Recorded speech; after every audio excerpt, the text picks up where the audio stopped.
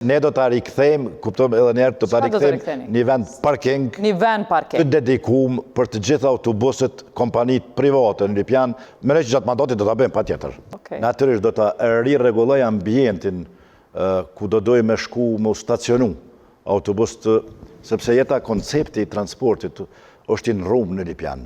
Mona nuk kem kompanit tonën si komun, publike, e cila do të ketë autobus të vete, shofer të vete, punëtor të vete. Nuk kem.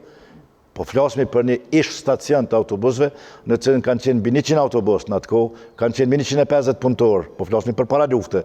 Dhe tash një kumni këta kundër kandidatet e mi të dosht me rikthy atë kohën e para, nuk kthehet e kohë, se kërkush nuk shko me prit në stacion të autobusve tash. Kun po e kthejnë në shtime, për shumë po e kthejnë stacion të autobusa, po e kthejnë, shofera po thojnë që kanë me pagu në kuadrë. Jo, shiko, ne do të rikthejmë, kuptojmë edhe njerë, do të rikthejmë një vend parking të dedikum për të gjitha autobuset kompanit private në Lipjan në mënyrë që të mos stacionohen. Gjithate, qatë infrastruktura, dush me bo? Absolut, po. Por jo stacion autobusav.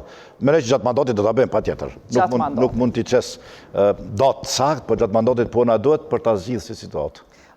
Nëse kryn qatë parking, a do t'a zgjërosh në transportin publik? Do t'a kemi edhe një objekt të vogël i cili do t'a akomodojnë pastaj ata që presin. Po mund t'i themi peronizim, mund t'i themi stacioni busat. S'po do mi thonë stacion, apo do mi thonë stacion? Shiko, koncepti i ish stacione nuk kthehet. Ish stacione s'po do me u përzi. Mirë, veç një objekt kime kriju edhe gjatë mandatit, apo po më premton vitin e parë, 2-3? Unë besoj që gjatë mandatit, nuk e di për vitin e parë, por gjatë mandatit pa tjetër. E trafiku urban, a do të organizohet, a do të kesh trafik urban? Nuk kemi në qytet tonë të Lipjanit trafik urban. Flasmi për trafikun fshatra, viseve rurale që vinë deri në qytet. Kryesisht kjo është ajo që quhet na trafik, nuk kemi trafik tjetër. A ka me u bo diçka e re në qatë aspekt të trafikut që lidhet autobusat prej qytetit me shku në për fshatra? Ka diçka? Ka vijat mjaftueshme. Vijat mjaftueshme ka? Ka vijat mjaftueshme ta. Me privat ambulant. Herën e fundit e kemi lidhur një marrëveshje me Prishtinën, për shembull për Janjev, prej Janjevës deri në Prishtinë, kemi një autobus që qarkullon. Kemi autobusin që qarkullon gratis për nxënësit e fshatit Slovi, që 12 vite, për nxënësit e fshatit Gadime.